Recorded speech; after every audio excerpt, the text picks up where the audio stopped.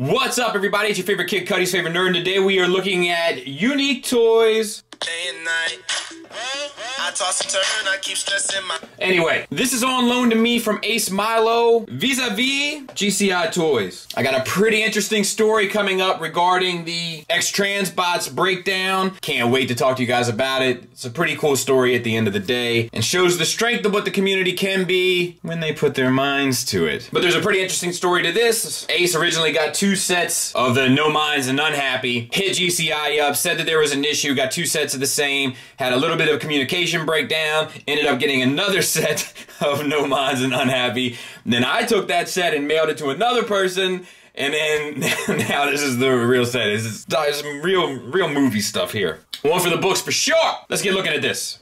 Comes with 2 blades, the exact same sculpts. One's a translucent version of the other. Nothing else to talk about, other than the fact that he holds them just fine, as you saw in the opening footage. And he can have them holstered right here on the side of his calves. He also comes with this headmaster, head off, you know how we roll. And then the legs fold down, and that's about all you get, but you get a little bit of blue and silver paint on there, and I think that that's just fine. And gimmick-wise, he does have the flip-down option with his powers that are on full blast. I've always thought this was dumb. I've always thought this was limiting in terms of people's imagination and how they view a character, but whatever. I know a lot of people are into it. There it is.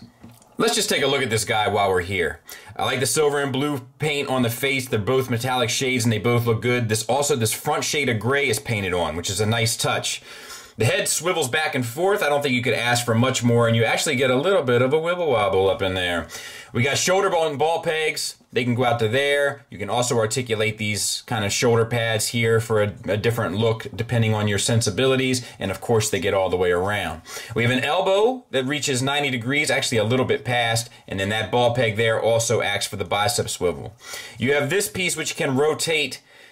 It doesn't really serve a purpose unless you want him to hold a knife underneath the hand, kind of, you know what I'm talking about. Same for the other side. No real paint to talk about on the arms with the exception of the gunmetal paint, which pays off in alt mode. We have a waist swivel. This does feel a little tight, and it's on a mushroom peg, so I would use extreme caution when manipulating it. And then we have an ab crunch, what they've been doing more often. I kind of feel like ab crunches are starting to become a standard, but we're not quite there yet. We have T-jointed ball joints for hips, which gives the hips all the way out for the full Van Damme and the full Monty. And then the thigh swivel, you get a slight rotation just there, which I think, once again, is just fine. To add on to that, you get a swivel with the ball peg used for the knee, so I think you should be able to get whatever pose you want accordingly. At the ball peg, you get a knee bend, and then at the actual knee connection that's pinned here, you get an additional, which causes a double jointed knee getting the full range.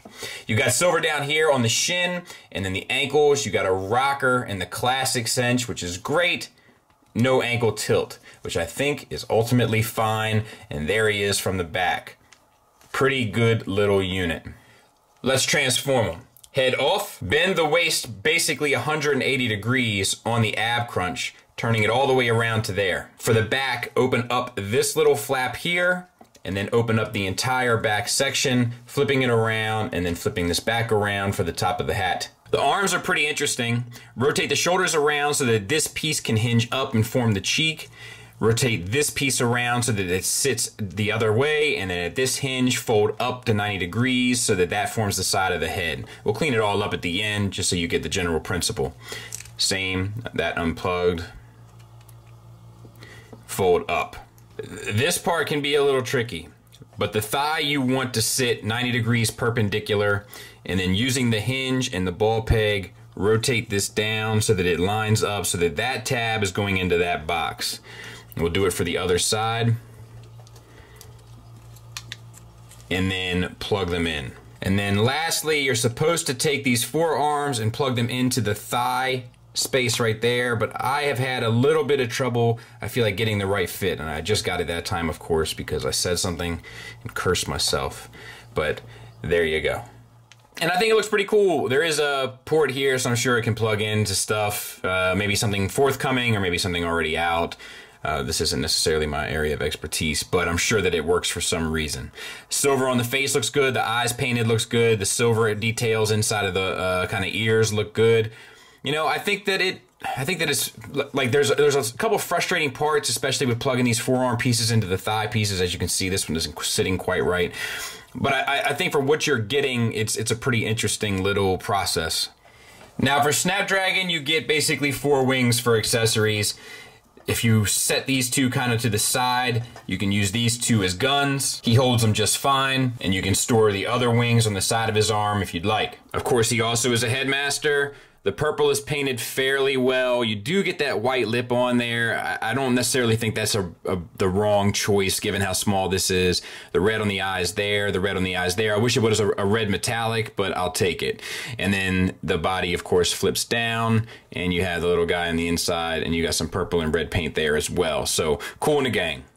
Articulation-wise, you get a little bit of a head swivel here. They did cut out a little notch for these 2 tabs that are in the dragon head to kind of have the ability to move around. So I think that's relatively thoughtful. I dig it. And then you have the arms that are on ball pegs. You can get these kind of shoulder pads out of the way so you can get the arms fairly high up and then spin them all the way around. Ball peg elbows, that means you get a little bit past 90 degrees. Actually, this one's closer to 90 degrees on this guy. And then the bicep swivel, and then the wrists are on ball pegs, so you get a wrist swivel here as well as a tilt up and down, up slightly, down much better, obviously. We also get a waist swivel. We get a backwards ab crunch, I guess, kind of, sorta, which is fine. It's, you know, it makes it look perhaps a bit ugly, but it'll do. And then we have T-jointed ball pegs for hips, getting you the full Van Damme and the full Monty. You get a thigh swivel ever so slightly there. I'm talking about nths of a degree. And then you get an additional swivel at the knee. So I think ultimately you'll be able to get the poses you want. And the knee gets you 90 degrees on a ball peg.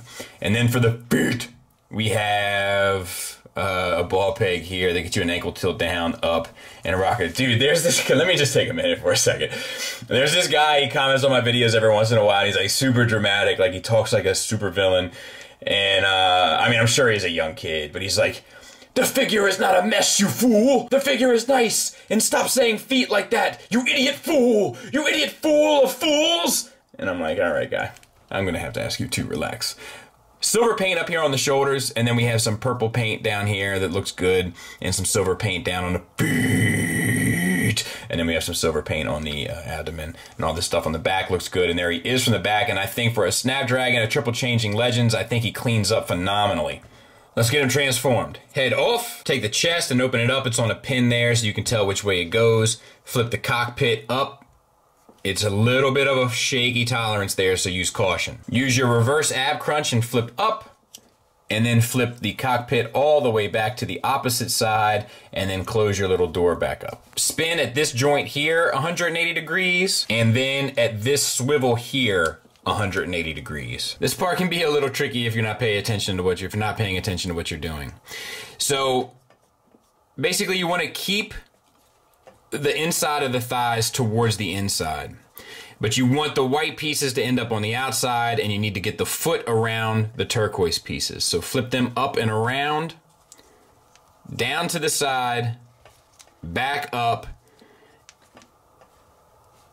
and do the same on this side. Inside thigh still to the inside. Open up the turquoise piece, flip the foot up, rotate at the ball peg to keep the white pieces on the outsides. So in the end, you should have something that looks like this. And then what you want to do is rock the thighs up, and you're using this peg here on the purple piece, and there's a corresponding one there. You want to line these up and peg in the turquoise pieces into the purple piece.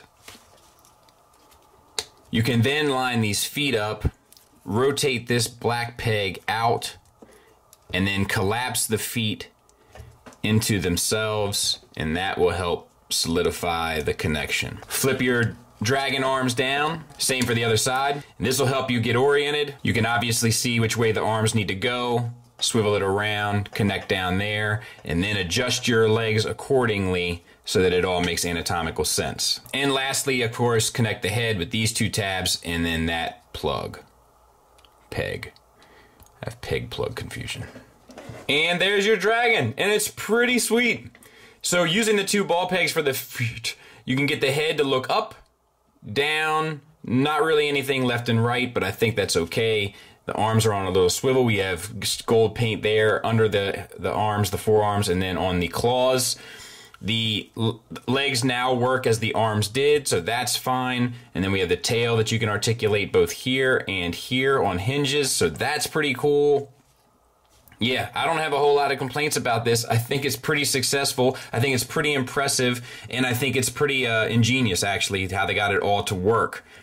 So if you take the two sets of guns / wings and combine them, you can then plug them into his back for dragon wings. The connection is a little tight, as we've kind of unfortunately come to expect with Unique Toys. That's like my one issue with their Legends, is a lot of their ports and plugs and such are a little snug. But how wicked is that? And then, you know, these will articulate also on those little pegs. I mean, that's pretty awesome. Let's continue. Head off, wings off. Rotate this section 90 degrees. Flip the dragon claw up and down. Rotate the leg 180 degrees, the lower leg, and then rotate them up and plug them into the side. Same for the other side. We want that tab on the inside, so 180 degrees and then 90 degrees and tab back in. Take the smaller wings and plug them into the top of the forearm on both sides.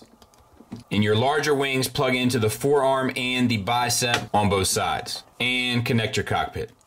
And that's this guy. And this works incredibly well as well.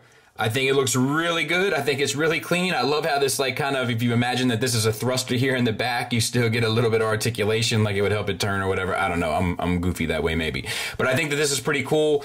This position here does open up, and then you can sit your little fella down in there if you so desire and fly him around. But I think that that's pretty successful. And I think the engineering, once again, is pretty impressive.